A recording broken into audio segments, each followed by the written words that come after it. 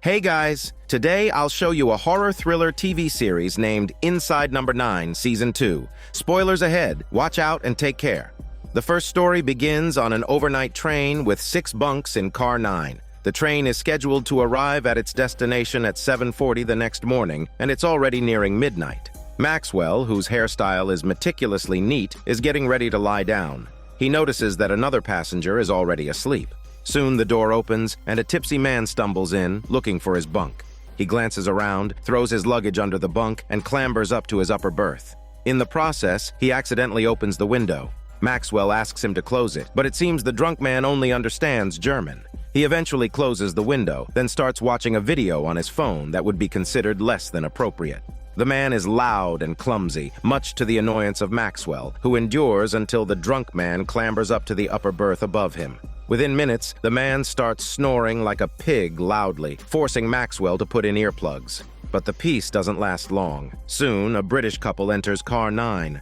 They're on their way to France to attend their daughter's wedding. The wife is careful not to disturb anyone, while her husband goes off to stow their luggage. The woman looks for their bunk number, carefully unzipping her suitcase, her actions exaggeratedly quiet. Maxwell, already annoyed, grumbles at him to hurry up. The woman confirms that their assigned bunks are both upper ones, but one is already taken by the drunk man. The husband suggests waking him up from his wet dream, but the wife mentions that they've already woken someone. She suggests they make do and share a bunk. The husband grumbles about why their daughter insists on a wedding in France, while the wife tries to calm him down. Maxwell reminds them to keep it down. The train door slides open again, and an Australian backpacker enters, chatting and laughing loudly on the phone. Just as Maxwell is about to snap, the girl puts down her luggage and steps out, leaving the door wide open, letting in a loud draft. Unable to sleep, Maxwell gets up to close the door. The couple, squeezed together on one bunk, awkwardly change into their pajamas. The husband, now thoroughly annoyed, decides to wake the drunk man occupying their bunk. The three argue in broken languages until, finally, the drunk man gives up his spot and takes Maxwell's lower bunk. The wife thanks Maxwell for his help, while the husband reluctantly settles down in the bunk that had previously occupied. Peace finally returns to the car. Time passes. The Australian girl returns with a young guy who also seems to be a backpacker from his attire. He mentions that he's actually supposed to be in first class, but finds this car quite charming. The two share stories from their travels, growing more animated. Just as things heat up, the train jolts and a greasy passenger sleeping on the upper berth rolls out and falls to the floor like a ball. Maxwell, revealing he's a doctor, examines the passenger and confirms that the person is dead. He advises everyone to stay put while he searches for the train attendant. Hearing that the authorities are coming, the young guy tries to leave, but the British man blocks his way. Meanwhile, the drunk man starts rummaging through the deceased's pockets and finds a wallet. He shows a family photo to the group. He's a man surrounded by his family, which elicits murmurs of sympathy. Maxwell returns, reporting that he couldn't find the train attendant. The drunk man suggests pulling the emergency brake, but just as the British man is about to do so, the young man stops him, admitting that he's actually a stowaway without a ticket. The Australian girl feels betrayed by his confession. At this point, Maxwell hesitates. He explains that he has an important job interview in the morning at the destination, and stopping the train would cause a significant delay, making him miss the opportunity he's waited 18 months for. Based on his assessment, the deceased has been dead for at least 4 hours, so waiting until the train arrives to alert the authorities shouldn't make a difference. The British couple agree because they also have a wedding to attend. The Australian girl concedes after a moment. Finally, the Australian girl says a few words in memory of the deceased, and the group moves the body back onto the previous bunk. They agree to wait until morning to deal with the matter.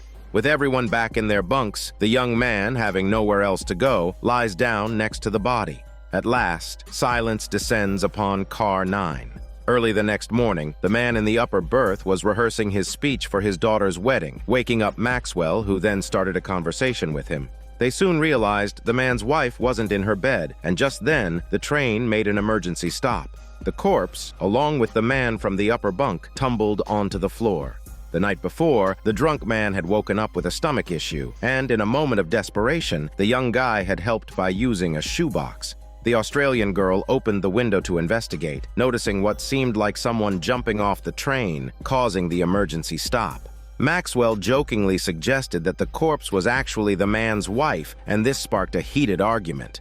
Just then, the man's wife returned, explaining that what was on the tracks was just a deer, not a person. Soon, the tracks were cleared, and the train resumed its journey, only delayed by about half an hour, much to Maxwell's relief.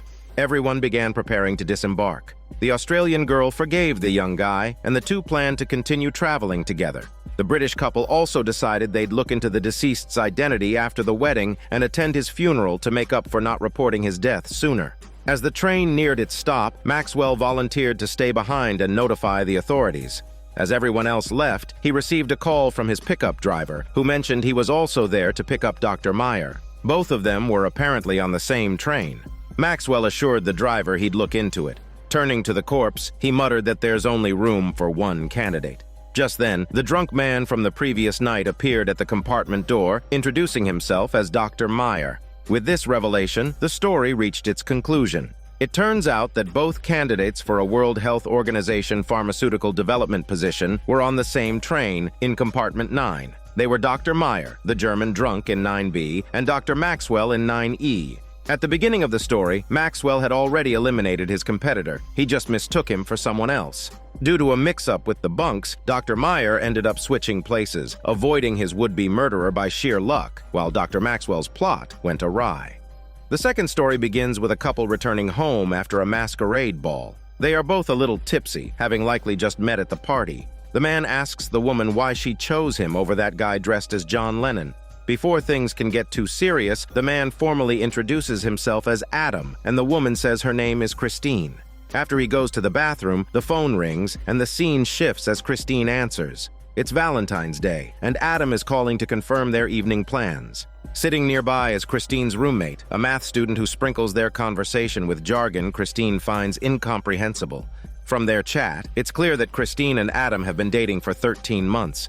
She then receives a Valentine's card, oddly from her ex-boyfriend. She says she had practically forgotten about him. The roommate reads the poetic lines aloud, which sound strange and unsettling, especially since her ex somehow knows her current address. Christine tears up the card and the scene changes again. It's now Mother's Day. Christine's mom shows Adam photos of her daughter from childhood. She even pulls out a picture of Christine's first boyfriend, lamenting that he passed away from leukemia at 16. Christine seems bewildered, having no memory of him dying. The conversation turns to marriage, with her mother pressing her to settle down, implying that a shoe store clerk shouldn't talk about a career. Her father, whose health isn't the best, dreams of walking her down the aisle. Christine, frustrated, quietly asks her mom to ease off, saying she and Adam aren't even living together yet. As Adam's voice called to her, time seemed to shift again. By now, her boyfriend had moved into Christine's home and her former roommate had moved out. Christine played a CD, then began hiding Easter eggs around the apartment. One egg hit the wall and shattered, followed by another. Christine, feeling a bit uneasy, continued her hunt. The living room lights flickered and broken eggs were scattered on the floor, adding to the eerie atmosphere. The closet door was closed. When Christine opened it, everything seemed normal, but suddenly a voice came from behind. A man wearing a raincoat and glasses appeared, saying he's sorry. Christine jolted awake. It seemed time had shifted again. Now they were married, and Christine was pregnant. It was a holiday, and they were setting up a crib for their soon-to-arrive baby. Pregnancy had made Christine more sensitive and emotional. Time shifted once more, and the sound of a baby crying came through the monitor. Adam, unable to ignore it, got up to soothe their child. Christine felt content with her life. It was Father's Day, and she had prepared a card for Adam to celebrate his new role as a dad. Suddenly, a strange man's voice came through the monitor. Panicked, Christine rushed to the nursery only to find their son safe with Adam by his side. Confused, Christine couldn't make sense of what just happened. Adam reassured her, saying she was probably just tired and needed to rest. Again, time seemed to shift. Christine was celebrating her 30th birthday. As she looked around, she felt a bit dazed. She was happy to see her father, though he stood awkwardly in the living room holding a balloon. Her mother quietly informed her that his memory was starting to fade. A friend arrived with a gift, just as Adam and his assistant made a late entrance. The assistant complimented Christine, saying she had lost weight, which made Christine visibly uncomfortable. Her mother defended her, saying the baby weight would come off in time. Adam, however, seemed oblivious to Christine's feelings, and when she suggested he greet her father, he brushed her off, leaving her standing alone. Her mother then suggested they play hide-and-seek, a family tradition. Meanwhile, Adam made disrespectful remarks about his friend which didn't sit well with Christine. She noticed his behavior had changed, but couldn't make sense of it. Her mother covered Christine's eyes as they began the game. She vaguely heard a rhythmic creaking sound from the direction of the bedroom. It was hard to believe the noise was coming from her bedroom. As she opened the door, time shifted once more. Adam was on the bed, stuffing their suitcase, complaining about the amount of baby stuff Christine had packed, as they had planned a couple's getaway. Apparently, Christine's father had passed away, and she couldn't bring herself to ask her grieving mother to babysit. This led to a tense argument between them. Christine looked down at her son's passport photo. Time jumped again. Their son was now school-aged. Christine's work commitments forced her to rely on her mother to take him to school. As she watched her son leave, she struggled to hold back tears. Alone in the house, she looked at an old CD and broke down crying. Suddenly, her late father appeared beside her, comforting her as she mourned her bleak life. Her father had passed, her marriage had ended, and her son no longer needed her constant presence. Now, at 32, she was still working at a shoe store. Her father gently reminded her that her son's first day at school was a moment to treasure. The doorbell rang, shifting time again, and it was Halloween. Christine went to answer. It was her ex-husband, picking up their son. He was already waiting downstairs. Christine opened the door, then returned to the bathroom to continue chatting with her friend, who was helping her get ready for a costume party, and mentioned Christine's new date. Hearing the door, Christine, annoyed, called out that her son was in the bedroom. As she was putting a mustache on her friend, she remembered moving in 10 years ago. At that moment, there was a knock on the door and her ex-husband entered. Christine froze. If he just walked in, then who was the man who'd come in earlier? She rushed to her son's bedroom. It was him, the man in the raincoat. Once again, time shifted. Christine hurriedly carried her son inside and called her mother, asking her to come quickly. It was bonfire night in the UK, and her son had burned his hand on a firework. She called her ex-husband to come help as well. Soon her mother arrived. Christine, feeling confused, asked about her son's condition, and her mother reassured her that he was fine. Sure enough, her son's hands were unscathed. Christine was puzzled. She could have sworn she saw his injuries. Her mother then recalled a childhood incident when Christine herself had been burned by a firework. Christine looked at the scar on her palm, feeling increasingly disoriented. With the sound of her heartbeat echoing, the scene shifted again. It was Christmas, and her family and friends were gathered, even her father, who had already passed away. Christine looked at him, bewildered. Her ex-husband was also by her side, and it felt as if everything unclear was beginning to fall into place. Christine sensed an answer forming in her mind. Her friends presented her with a gift, an album of memories from her life. She flipped through it, smiling at all those precious moments. A beeping sound brought her back to reality. Christine opened her eyes to find herself lying barely conscious over the steering wheel. Sirens mixed with the music playing in her car. It was a severe accident. The car was filled with broken eggs, likely from a recent shopping trip. The wipers were moving back and forth, and through the cracked windshield, she saw a man in a raincoat and glasses looking at her with regret. Firefighters were working to pry open the door, lifting her in the same way as in her jumbled memories of meeting her husband. All the moments of her life were flashing through her mind, happy, unforgettable, joyous, and sorrowful, interwoven as one. The scene shifted back to her home at Christmas. Her husband called their son to say goodbye to his mother. In reality, the child had been saved and was sitting blankly beside the ambulance, looking in her direction. The man in the raincoat told the police that it was all his fault, admitting that he hadn't looked at the road and had walked straight into the street. He had managed to save the child, but Christine hadn't made it. In her fading consciousness, Christine's family looked back at her. The music for a final farewell began to play. And with that, Christine's ordinary life ended abruptly one day in her early 30s.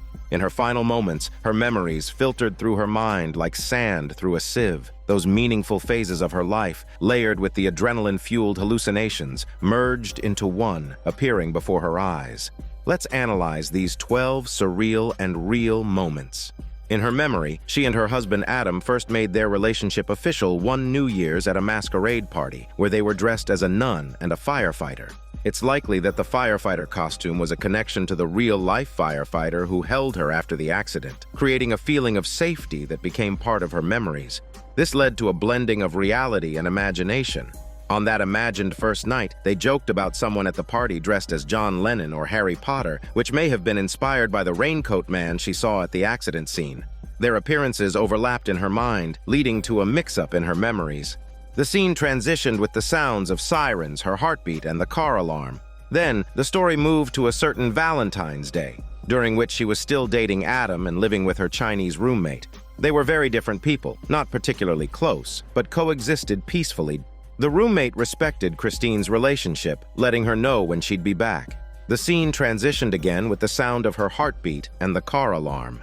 Later, on a Mother's Day soon after, Christine's mother began pressuring her about marriage, sowing seeds of confusion in Christine's mind, especially when her mother mentioned that her first love had died at 16.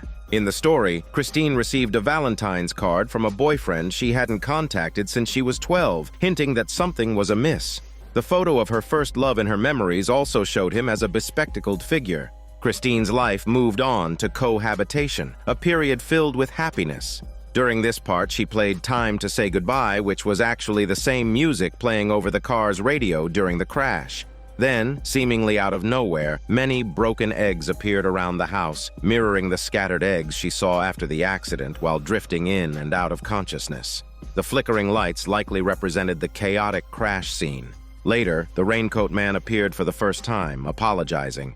This matched reality, where he was apologizing repeatedly after causing the accident. Christine's pregnancy followed, an undeniably significant experience that made her more vulnerable and sensitive, though she had her husband by her side to support her through it.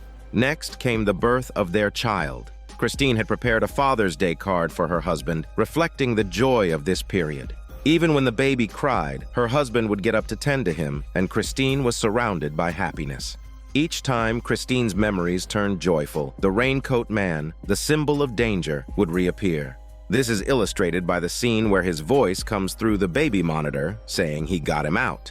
In reality, this likely refers to the raincoat man attempting to rescue the boy from the wreck. Then came Christine's 30th birthday, a turning point. Her father was diagnosed with dementia, her husband grew distant and dismissive of her, and he even disrespected her family and friends. Christine discovered signs of his infidelity. Though it's only hinted at in the film, the implications are clear. Christine's relationship with her husband continued to deteriorate, beginning with a trip they took after her father's death. The husband had grown weary of their life together and ultimately filed for divorce. Christine's life hit rock bottom. She was juggling work and raising her child, with only her mother's help to lean on.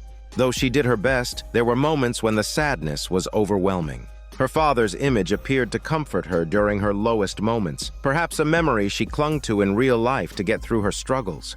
Next came Halloween, marking the start of her recovery. With the support of friends and the possibility of a new relationship, Christine's life was slowly improving. But the raincoat man appeared again, saying he got him. In her injured state, Christine interpreted this as a threat, fearing that the dangerous man had taken her son. In reality, the raincoat man had saved the boy. The phrase held a dual meaning. Then, on bonfire night, she hurried home with her son, believing he had been burned by fireworks, though he was actually uninjured. Her mother mentioned Christine's own childhood experience with fireworks, which might not have happened at all in reality. It could have been a hallucination triggered by the sparks from the rescue crew's equipment cutting open the car. Christine, in her semi-conscious state, imagined her son being burned, and her reconciled relationship with her ex-husband may have been a wishful thought, or perhaps they truly did reconnect slightly due to their child. Finally, it was Christmas again, with all the people who mattered to her present. This scene offered Christine her greatest comfort in her final moments. She watched everyone give her gifts, finally understanding everything. Her son held her tightly, reluctant to let go. In reality, the boy watched his mother from the ambulance, unable to leave her side. In her mind at the Christmas table, Christine smiled and bid everyone farewell, ending her brief life. Christine's 12 days encapsulate a lifetime of ordinary yet deeply meaningful moments. These simple times are precious to those of us leading ordinary lives. We can never predict if tomorrow or an unexpected turn will come first, so savor every moment, happy or sad, as a part of life's tapestry. The third story sets back in the Middle Ages when there was a small village in England called Littlehampton. From its name, you'd think it was always calm and peaceful, but recently it had become quite lively. It all started when a young couple claimed their mother was a witch. The judge hired two famous witch hunters to investigate the old woman at a hefty price. News of a witch in the village spread quickly, and people from nearby villages came to witness the event. The night before the trial, the two hunters arrived, fresh off another case. Things were rarely as simple as they seemed. Witch hunter Warren told the judge that ravens were evil spirits, and after their interrogation, they had determined that the accuser himself was possessed. When the judge asked how they dealt with it, Warren said they had cut out his tongue with a tailor's scissors, and he had died as a result. The next day, before the trial began, Warren demanded payment for their journey, but witch hunter Clark suggested they wait until after the trial. Soon, people gathered in droves, shouting to burn the witch even before the trial had begun. The judge welcomed guests from various villages, even promoting the local pond as a popular sightseeing spot. Finally, the trial commenced, and the old woman was brought in. The judge accused her of practicing witchcraft. The old woman asked who had accused her, and she saw that it was her daughter and son-in-law, claiming they just wanted their attic back. The daughter and son-in-law insisted that she had snuck out at night to meet with the devil. They claimed they had seen the devil, describing him as having brown fur, and that their mother would suck on a black teat until dawn. The old woman retorted that she'd sucked on things in her life, but certainly not a black teat. The crowd burst out laughing, and the guards warned her to keep quiet, even requesting permission to flog the witch. However, the judge dismissed the request, as the trial had just started. The daughter went on, saying she had seen her mother talking to a demon kept in a jar. Clark guessed that this demon might actually be a mouse trapped in a jar. The son-in-law insisted that his wife had heard the demon speak, and that it even had a name, Snowflake. Clark asked if the sound was just squeaking, implying it was nothing more than a regular mouse. At this point, Warren asked everyone who named the mouse. The old woman said she had named it herself, asking if that was a crime. Warren replied it spelled evil if the name was spelled backward. He declared this as the first piece of evidence. The old woman had named and spoken to a demon named Evil. Clark disagreed, thinking this was a bit far-fetched. Eventually, the judge suggested they summon Snowflake to court for questioning. The next witness then took the stand, claiming he had seen the old woman fly out of her window on a shovel to attend a witches' gathering. He also claimed he had seen her kiss the devil's backside and even bite the face off a baby. Clark interrupted, dismissing these irrelevant accusations. He asked the man how he knew the old woman, to which the man replied that he had bought a cow from her husband that died a few days later, so he believed he was owed compensation. Clark noted down this testimony. Warren resumed questioning the old woman with a series of vague and accusatory questions, but she retorted to each one, much to the amusement of the crowd, who burst into laughter. Frustrated, Warren proclaimed that only the devil himself would mock them. The next one to laugh would be executed as a witch, but the crowd never took the matter seriously. Finally, everyone was ushered out, disappointed that they wouldn't get to witness the severe interrogation that was to follow. The judge showed a keen interest in the hunter's various torture devices. Warren picked out his favorite, a long needle. His logic was that by pricking the old woman repeatedly until she no longer bled, they could confirm whether she was a witch. A few pricks in, the woman cried out in pain, pleading with her daughter for help. The daughter wavered, but was quickly reminded by her husband that they needed that attic back. Another prick, and the old woman confessed that she did indeed meet with the cobbler at night. Coincidentally, he was the same man assigned as her guard for this trial. The man quickly denied it, but the old woman insisted, claiming they occasionally met at night for intimate favors. The man continued to deny it, while the old woman pleaded for his help since they would burn her, but he stood firm in his denial. At this point, Warren declared a recess, stating they would resume the trial the following day and that the old woman would spend the night reflecting on her sins under certain measures. The next morning, before court resumed, Clark expressed his discomfort. He questioned the morality of what they were doing, pointing out that they knew the woman's family was accusing her just to get rid of her. If they executed her like this, they would just be killing an innocent person. How is that any different from the devil's work? Warren warned him to watch his words, insisting that regardless of the cost, they had to uphold God's justice. Just then, the judge arrived, excitedly saying, "Thank goodness it didn't rain last night and the bonfire can go on as planned." Proudly, he boasted that this was the grandest event the village had ever hosted, one that would surely make other villages envious. As he finished, the old woman was dragged into the courtroom. Clearly, the interrogation the previous night had been brutal. As witnesses gathered, Warren silently crushed a piece of cheese, sprinkling it in front of the old woman. Once everyone was seated, he announced the final test to confirm whether she was a witch. They brought in the so-called demon, Snowflake. Warren declared that the demon would naturally seek out its master, and drawn to the scent of the cheese, the little mouse found its way to the old woman. Without hesitation, Warren proclaimed her a witch, condemning her to the stake that very night. After the sentencing, the judge couldn't resist promoting the village as a tourist attraction. Clark, disgusted, stormed out. Before the execution, the daughter and son-in-law visited the old woman in her cell to bid farewell. The daughter informed her mother that they had already moved into the attic and that their neighbor was envious of the extra space. In fact, the neighbor was now thinking of accusing her own mother of witchcraft to follow suit. At this point, Clark asked them to leave as he was about to perform the last rites. After they departed, he removed his hood to reveal that he had swapped places with Warren. In his mind, Warren was now the one possessed by evil, his fanaticism having blinded him with prejudice. When he heard footsteps approaching, he quickly put his hood back on.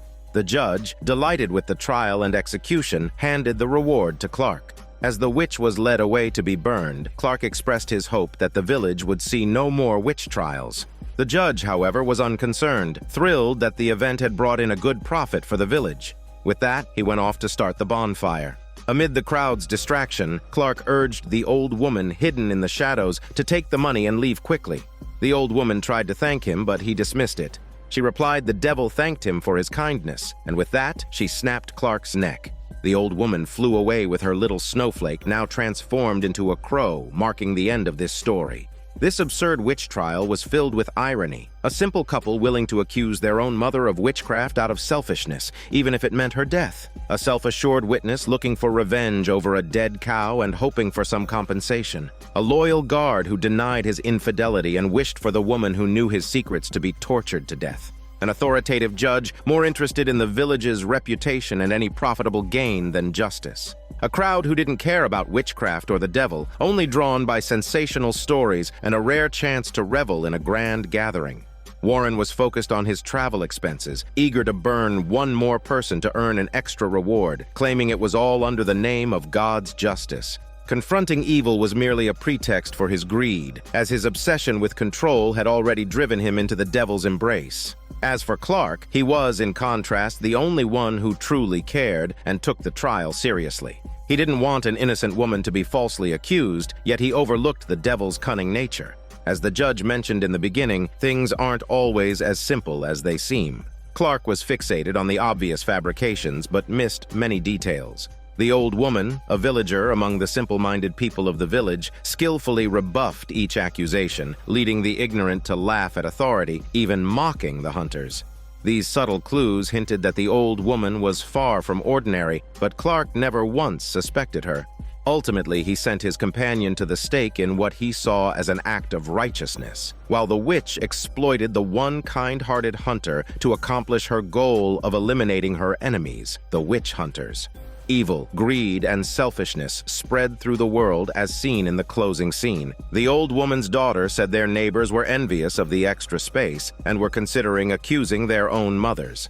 The judge, recognizing the profit potential of witch trials, looked forward to hosting more, and thus Pandora's box was opened, fulfilling the devil's purpose. The fourth story begins with a man jogging toward an institution. The surveillance timestamp shows January 13th, 9:09 a.m. Switching to the interior, we see a comfort support hotline center. The main monitor focuses on cubicle 9, while the upper right screen shows the manager's office. The center screen displays the hallway, and the bottom right shows the main office area. Each cubicle has its own surveillance camera.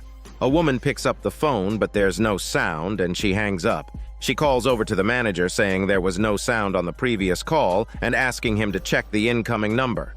Just then, the new operator for Cubicle 9, Andy, arrives to flex his balding head.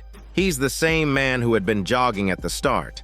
The manager introduces him, mentioning that the previous volunteer at Cubicle 9 had been with them the longest, but had recently taken paid leave after dealing with 3 suicide cases in 2 days, which had taken a toll on her.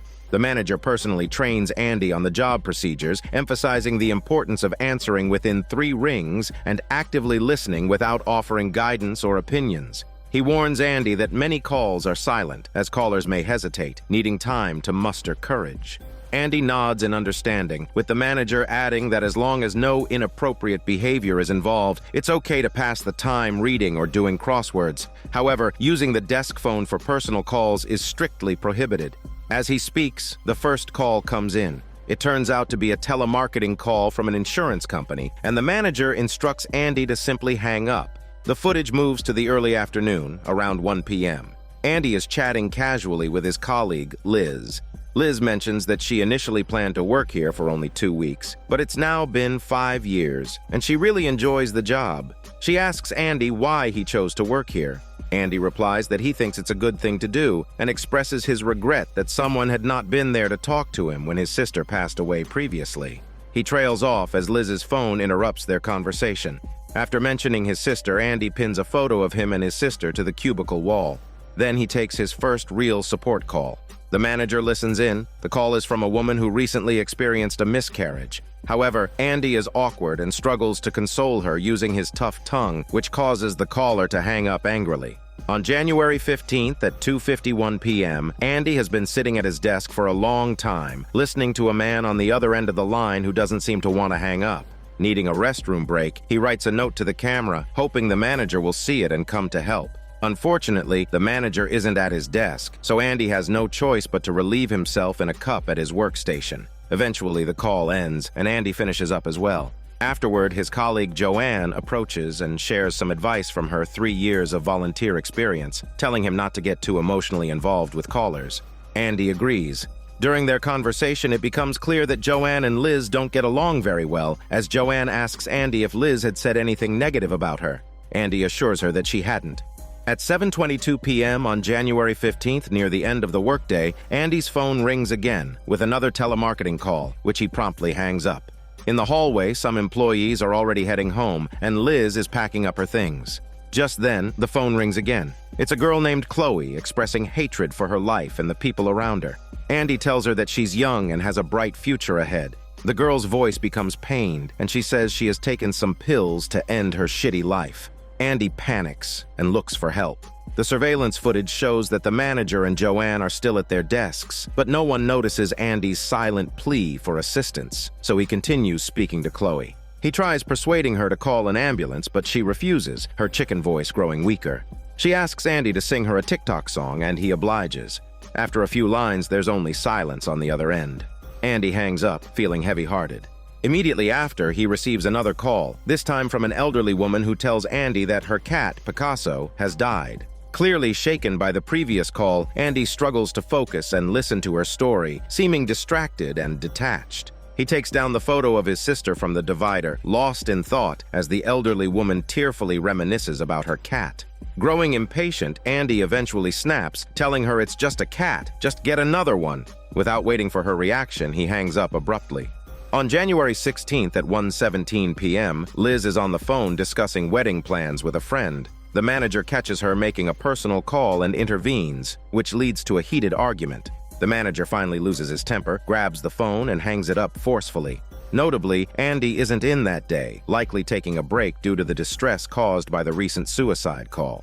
On the morning of January 17th at 9:14 a.m., Liz is still visibly upset, mentioning that she reported the manager, though she doubts any action will be taken, as the organization wants to maintain a good image and can't have volunteers seeming worse off than the callers. She asks Andy how he's coping after the suicide call, and he admits to feeling shocked and helpless. Liz scoffs at Joanne's previous advice, criticizing her as too cold-hearted. Just then, Joanne arrives and comforts Andy, advising him not to dwell on the call and just move on. It seems that the entire office knows about Andy's distress, and everyone is offering support. After Joanne leaves, Liz continues to vent, telling Andy about a call she received that morning. A man in the military had called, saying his mother had ended her own life because her cat had died. Hearing this, Andy senses something amiss and asks what the cat's name was. Liz replies it's called Picasso.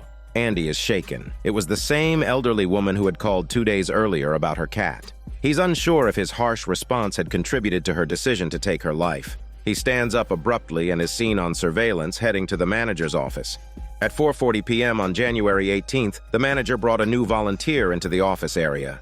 Andy had just finished a call. It seemed that Andy had informed the manager about the elderly woman's case from the previous day. The manager comforted him and asked him to help train the new volunteer. Andy shared his experiences, and soon a call came in, which he signaled for the volunteer to take. It was from a girl named Chloe again, using the same words, the same tone.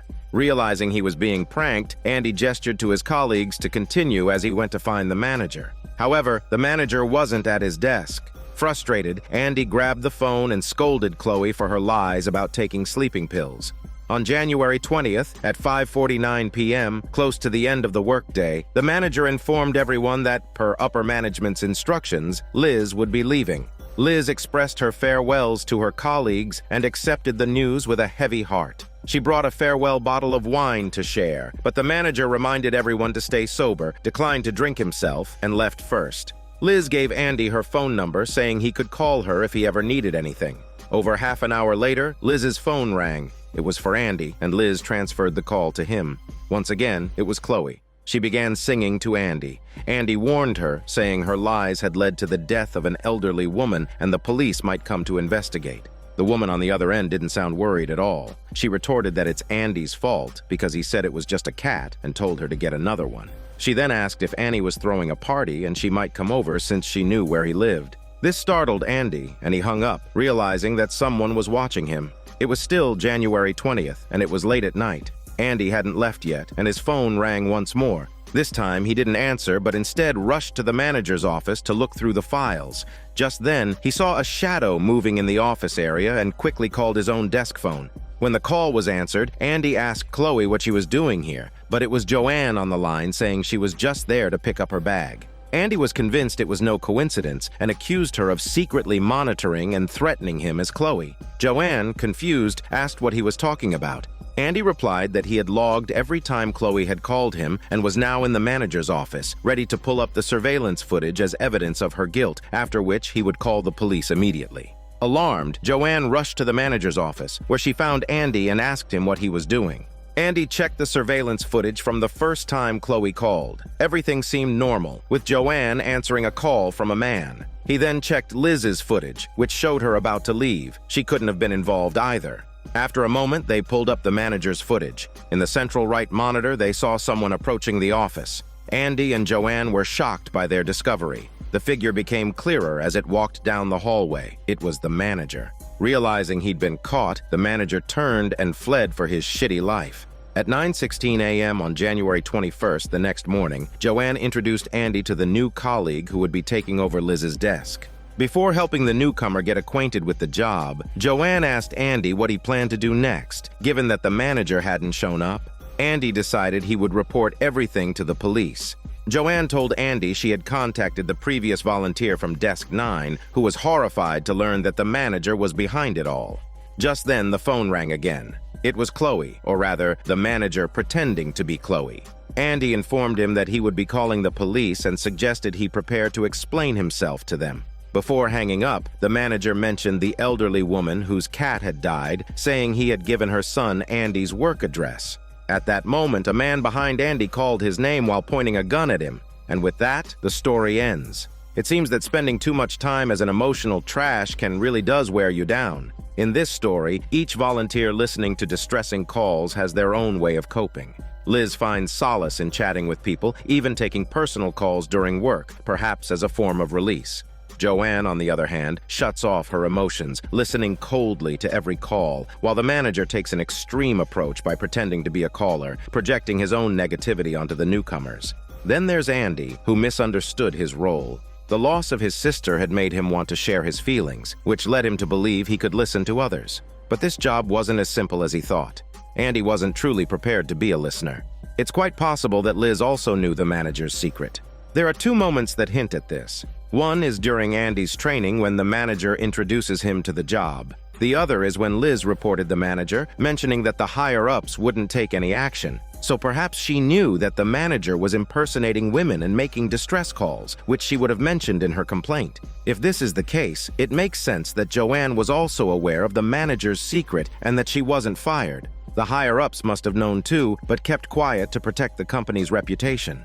The fifth story begins early in the morning when a woman named Angela meticulously cleans every corner of her home, leaving no nook untouched. Today is her mother's 79th birthday, and the gathering is to be held at her house.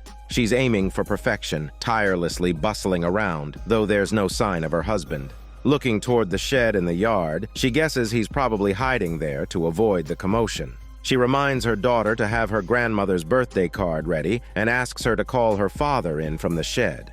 As Angela prepares to move the cake, her husband jumps out from under the table, scaring her. He'd hidden a fake cake there with a secret compartment for one reason only, to prank her brother-in-law in revenge for the countless pranks he's played on him, like covering the toilet seat with plastic wrap or putting glue in the bird feeder. Angela, however, refuses to let him pull any pranks at her mother's birthday party. Her husband mutters that her brother-in-law only resorts to pranks because he knows he's not as smart, claiming he has no sense of humor.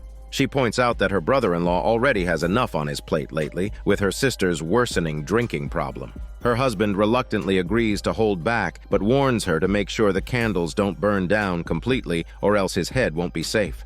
After repeated pleas, Angela finally agrees to let him have his prank, as long as he tries to be civil. After all, it's her mother's birthday. Just then, the honking outside signals that guests have arrived, and her husband dives back under the table, reminding her not to let her brother-in-law charge his phone in their house. Her husband is nothing if not frugal. Angela goes to greet her mother and sister at the door. The sister strides in confidently, and her brother-in-law follows behind, wearing a werewolf mask. The two of them look rougher around the edges, and Angela reminds her husband to change his shoes, warning that her sister will flip out otherwise. She asks the couple what they'd like to drink. The brother-in-law says his wife would like some tea and mentions that he brought his own tea leaves, creating an awkward moment. He asks where her husband is, and she dodges the question, suggesting he might be in the shed. Meanwhile, her brother-in-law sneaks something into the ice tray. Her sister, noticing her niece is nowhere to be seen, asks about her whereabouts. Angela complains that ever since they bought her a tablet, she barely sees her anymore. Her sister snarkily replies that they've been giving her pills. Her brother-in-law, confused, asks if they really gave the child birth control pills, and her sister explains it was a joke. Their mother comes out of the bathroom, annoyed that the toilet won't flush. The sister volunteers to check it out. As soon as the door closes, Angela eagerly pulls out a bottle of tanning oil and takes a sip, which leaves little doubt about its actual contents. Meanwhile, the brother-in-law searches for an outlet to charge his phone, making Angela nervous as her husband is still hiding under the table. She quickly finds him a plug further away. Her mother brings out a card her son-in-law had given her, a birthday card with some messages. Their mother appreciates her son-in-law's humor. Speaking of humor, Angela suddenly remembers her husband hiding under the table and calls her brother-in-law to help move the cake. Just as he's about to assist, her mother stops them, insisting on taking a photo of the food first, only to realize she left her camera in the car. The brother-in-law volunteers to fetch it, leaving her husband to continue hiding. Her mother praises the food her daughter prepared, while her sister stands nearby, mocking her pretentious way of speaking. Their mother defends her elder daughter, saying she sent both her daughters to diction classes to ensure they behaved properly. Angela then takes a jab at her sister's drinking, prompting their mother to signal her younger daughter to let it go. The camera retrieved, her sister lights the candles before Angela can stop her. The mother wants to call for her granddaughter, but Angela, worried the candles will burn too low and expose her husband, urges them to hurry up with the photo. Just then, the daughter comes downstairs, interrupting them once again. As the candles are about to burn down completely, the grandmother is still showing off her birthday card to her granddaughter. Finally, Angela manages to blow out the candles just in time, though everyone criticizes her for stealing the wish. At that moment, the camera battery dies. Some head to change the battery, others to the bathroom, and the granddaughter to her homework. Angela is left alone, well, except for her husband, who is still crouched under the table, his legs nearly giving out. Determined to make her prank work, he coaxes his wife into joining him under the table to lure in her brother-in-law. Unable to refuse, she crouches down beside him. In the bedroom, the grandmother and her granddaughter were playing with the girl's new tablet. At that moment, Angela's slightly drunk sister, who had presumably just returned from the bathroom and taken another sip of alcohol, entered the room. Her drunkenness was increasingly apparent. Angela's little daughter refused her aunt's advances, explaining that she still had homework to do. The sister asked if she could be a good mother, and the girl answered affirmatively. Satisfied with the response, the woman left with her sunscreen-shaped liquor bottle. Meanwhile, the brother-in-law, after changing his camera battery, sneaked into the bathroom and quietly replaced the soap with a prank bar. Back in the living room, the brother-in-law returned after Angela's husband helped her finish frosting the cake. The husband made an excuse, saying Angela had gone to get candles. The brother-in-law remarked that the elder sister hadn't seemed well lately, unaware that she was actually hiding under the table. As the topic shifted to her well-being, the husband interrupted, steering the conversation away and asking the brother-in-law to help clear the table. However, the brother-in-law insisted on retrieving a videotape. The husband, appearing flustered, decided it was best to stop the game and tried to pull his wife out from under the table, but the brother-in-law returned before he could act. Handing the videotape to the husband, the brother-in-law started to mention its content, but was quickly cut off. He then reminded the husband to store the tape somewhere safe so the children wouldn't see it, as it wasn't appropriate. The cryptic exchange hinted that the tape had some questionable content. The husband grew increasingly awkward, desperately trying to stop the brother-in-law from saying anything further, but his hints became more explicit, leaving the husband in cold sweat. At that moment, the sister stumbled in with her bottle of alcohol. The brother-in-law noticed that his wife was drinking again and offered to get her some water. She drunkenly splashed the water on him, forcing him to retreat to the bathroom to clean up. Meanwhile, the sister began harassing Angela's husband, lamenting how humiliating it was to be here and watching her sister lead such a perfect life. This finally explained her passive-aggressive behavior since her arrival. The sister decided to reveal the truth, while Angela's husband desperately tried to maintain composure, staring at the cake as if it were his last hope. Just then, the grandmother and granddaughter came downstairs. The grandmother, delighted to see Angela's husband, asked him to pour her a drink. Meanwhile, the drunk sister leaned on the girl and made a shocking statement that she might become her stepmother. This scene was witnessed by the brother-in-law, who remained surprisingly calm. The daughter, observing her father's reaction, seemed to piece together what was happening. Meanwhile, the grandmother began making her birthday wish and raised a knife to cut the cake. At the last moment, Angela appeared behind everyone. She had slipped away unnoticed. Seeing Angela unharmed, her husband let out a sigh of relief. Angela brought out the real cake for her mother and was completely unaware of the earlier conversation, making her husband feel like he had dodged a bullet. The daughter approached her mother, saying she needed to talk, but before she could speak, the grandmother began choking on an ice cube, throwing the family into chaos. It turned out to be another prank by the brother-in-law, who had placed a spider in the ice bucket. Everything descended into disarray. Angela tried to save her mother. Her husband attempted to convince his daughter that her aunt was just talking nonsense, and the brother-in-law searched for his phone to call for help. The sister, fresh out of the bathroom, fell victim to the prank soap her husband had swapped, smearing her face black. Eventually, the grandmother spat out the spider and the doorbell rang. The emergency responders arrived to rescue the scene. The strange part was, who had called for an ambulance? When the paramedics entered, they pulled out a medical kit, but then began stripping to perform a dance. It turned out the brother-in-law had arranged this as a birthday surprise for the grandmother. The wild birthday party came to an end, with the grandmother thoroughly enjoying the surprise and already looking forward to her 80th birthday. However, Angela's husband was far from relieved, as his daughter was upstairs talking with her mother. The grandmother, concerned about her younger son-in-law, wondered how he was doing after being pranked. She suddenly remembered she hadn't read aloud the birthday card she'd received for Angela's husband and began doing so with joy. Meanwhile, Angela and her daughter came downstairs with their bags packed, leaving the husband for good. And so, the story ended. The story revolves around a grandmother's 79th birthday, and as it unfolds, we begin to see the hidden conflicts within this family. The brother-in-law thinks the other brother-in-law isn't smart enough, while the other believes he lacks humor. The sisters have their own issues. The younger one envies her sister's life, while the elder finds her sister's chaos unbearable. Angela can't stand her brother-in-law, saying anyone married to him would be driven mad.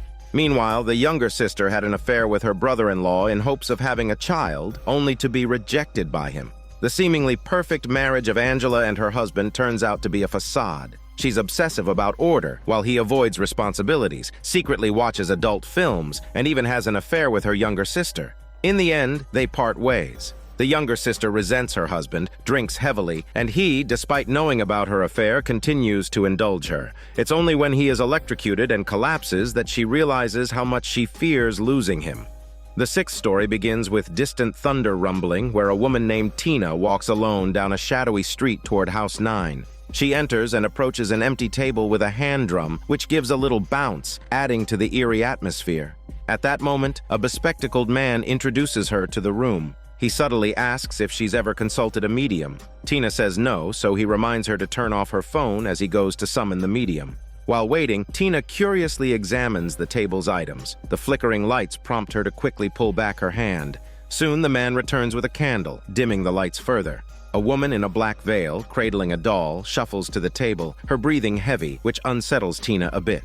The medium asks why she's here, but before she can explain, the medium interrupts, saying curiosity often leads people here, hoping for a glimpse into the spirit world to see who awaits them. The medium instructs the man to place the doll into a cradle, as the baby needs to rest. Tina nervously eyes the doll's hollow eyes, growing more tense. The man starts the gramophone and eerie music begins to play, signaling the start of the seance. When the medium's eyes turn white, Tina is visibly shaken as they all hold hands. The man begins chanting, and soon the medium starts moaning, and suddenly the hand drum flies across the room.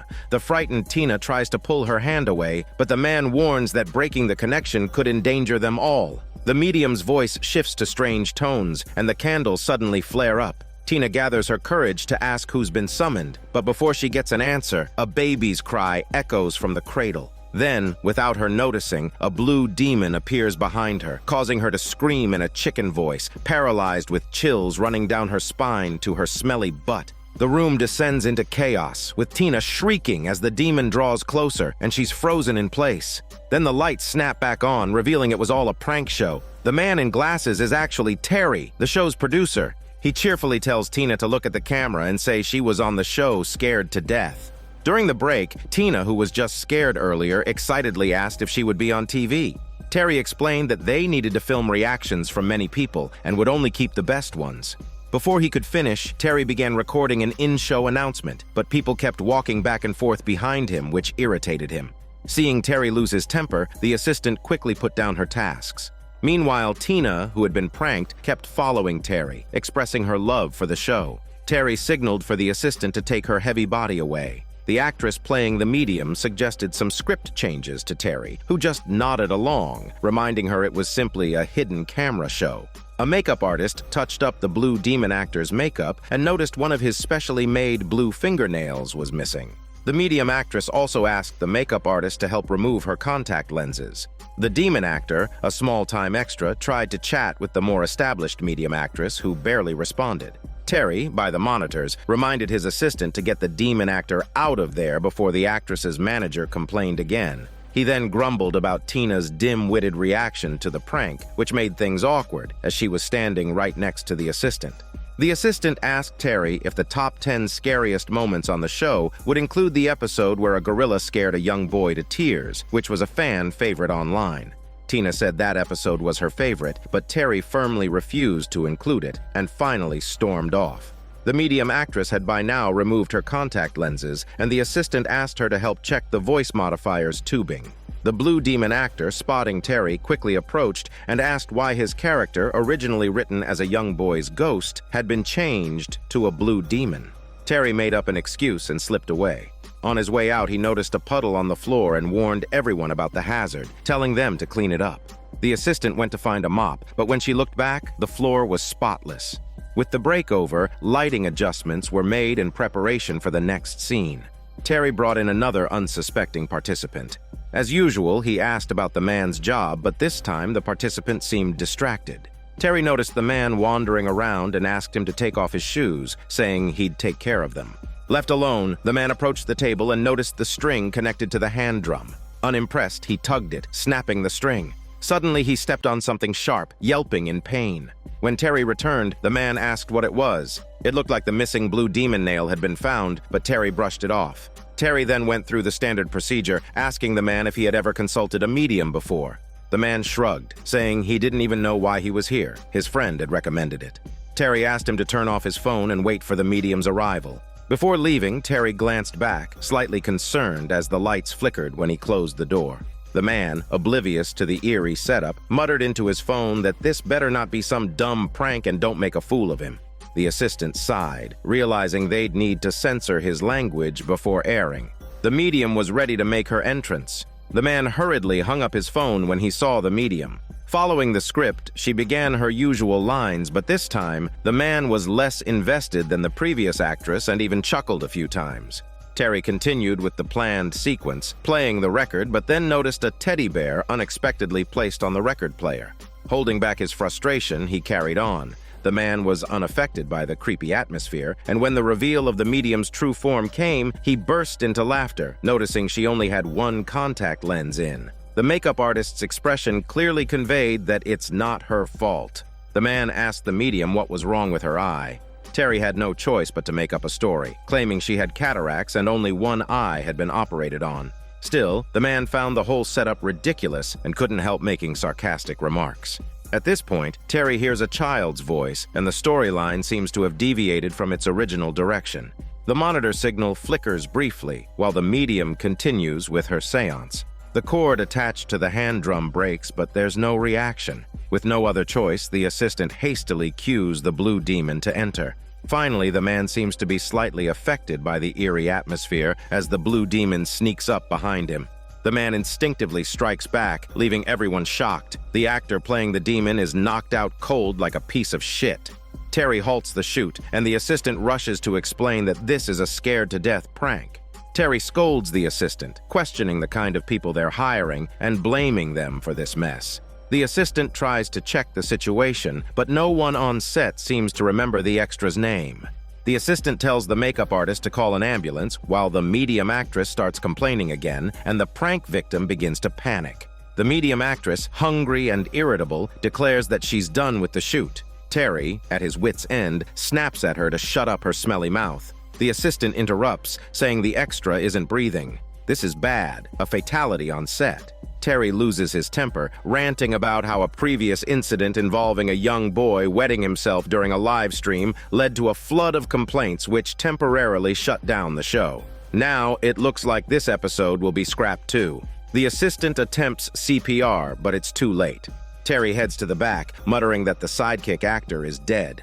The makeup artist's first reaction to the news is to retrieve her expensive dentures from him, but Terry tells her not to touch anything until the police arrive. Watching footage of the punch, Terry laments the loss of good material. The medium actress enters, asking the makeup artist to help her remove her contact lenses, completely unaffected by the death on set. Shortly after, the assistant and the prank victim also arrive backstage, with the prank victim visibly worried about his involvement. The assistant reassures him, saying not to worry, as his excessive swearing makes the footage unusable anyway.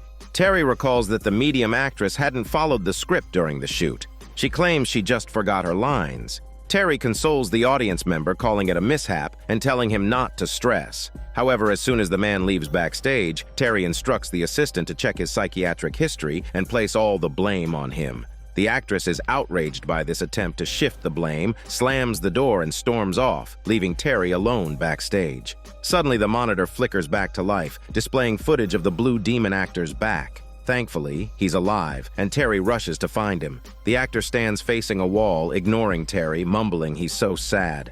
Terry assumes he's upset about being punched, promising the guy responsible will be punished. The blue demon ignores him, repeating he didn't like that gorilla, and everyone laughed at him. Suddenly, liquid starts to drip down. Hearing this, Terry grows nervous. His initial fear turns into frustration as he realizes this must be the crew's attempt to prank him back. Admitting he almost fell for it, Terry lets out a relieved laugh. Backstage is now empty, so Terry approaches the blue demon, congratulating him on a brilliant performance. But just as he pats the man on the shoulder, the blue demon collapses. A child's voice echoes from behind, and in the cradle sits a ghostly boy. Just then, the assistant arrives with a police officer looking for Terry. They find him on set, motionless. As he turns around, his face is blank with fear, reminiscent of the terrified little boy who wet himself in a previous prank. The monitor captures the scene, ending the story with a final twist.